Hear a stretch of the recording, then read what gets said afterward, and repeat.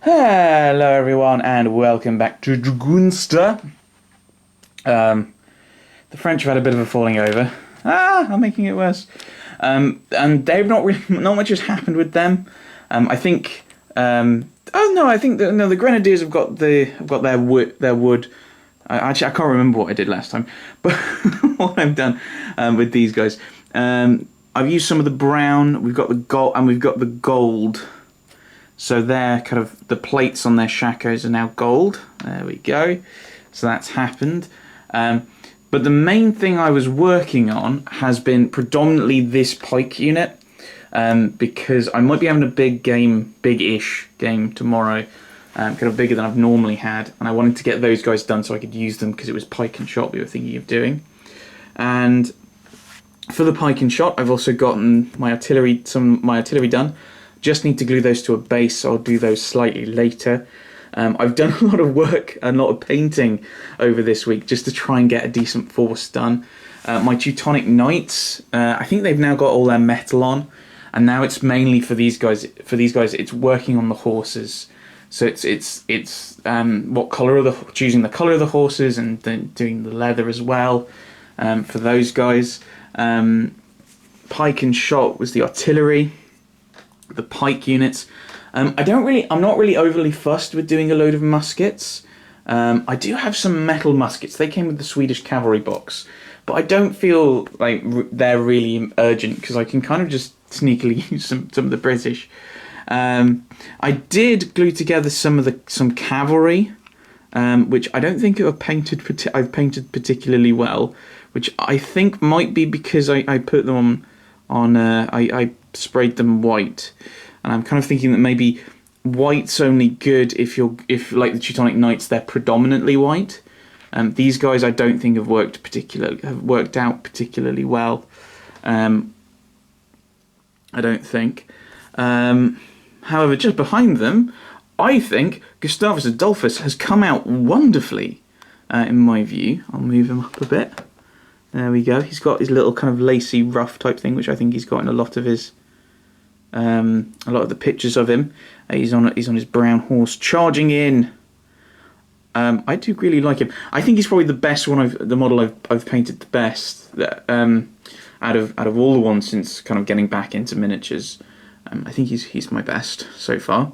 Lennart Torstenson, who's another Swedish general. He's not as good, I would say. But he's quite fiddly to paint. I probably should have done those as separate kind of like sub-assemblies, do the individuals and him on his kind of stretcher. That might have been better.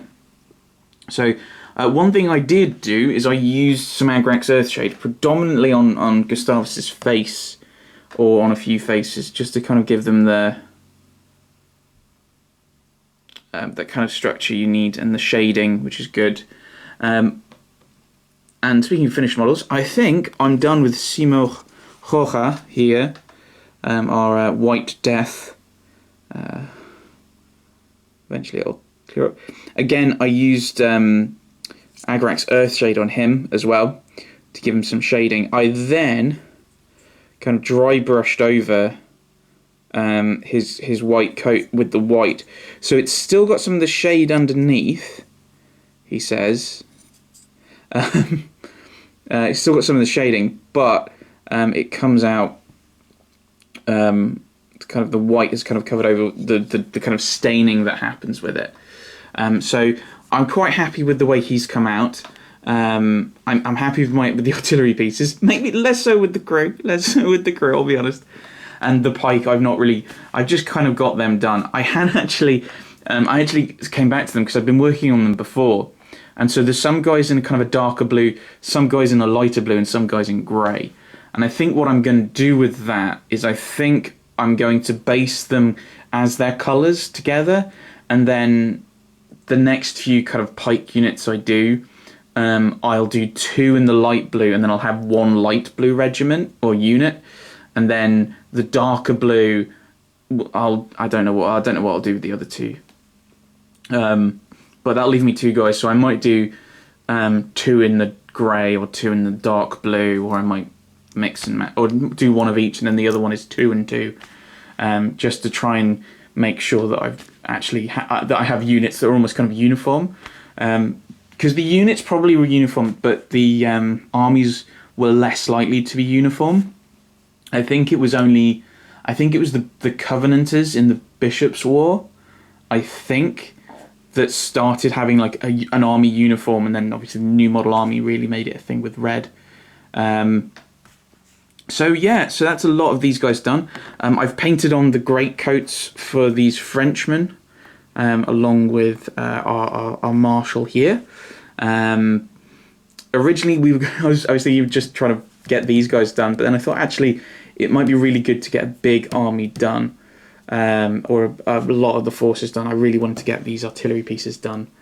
I think it might also be a thing like the more I get off this table, the more I can do in other places. So I think this is a lot of the pike and shot done. I don't know what I'm going to do next for pike and shot. I've got this cavalry piece. I might do some more cavalry, or then again some more pike would be good. So a bit of flexibility. Black powder is just, I want to focus on these guys. Oh, I also finished off our British soldier over here, officer here, because I can use him. I was thinking, what do I need for tomorrow? And it would be really helpful to have another officer. And then I ended up coming up with an army list that didn't actually use him. But he's now, I think, pretty much painted and done. So I think we're in a good spot for pike and shot, really. So I'm not even sure I actually need more, although getting some proper muskets for them would probably be quite good. Because, as I mentioned, the muskets I'm currently using are the British Scandanavians from the Waterloo set that I've already done. So it might be good just to have to actually have like some proper pike and shot era looking models, kind of made up, rather than relying on the red coats, which look Napoleonic and look late Napoleonic rather than 17th century, couple of centuries out. So yeah, I think I've got quite a bit done. I don't know what's going to happen. I'm going to try and get. I don't know if I'm going to. I might ask if we can film it tomorrow and actually get on with showing you a battle report of me versus my friend, potentially. But I'll see what he says, and if he can come up with an army list. I've got a scenario in mind using some of my bits and pieces, but because I've also got some terrain, which I'm not going to show you because I haven't got it up here. So maybe next week we'll have a big battle report, but I suppose we'll find out. Thanks for watching, everyone. Thanks for watching.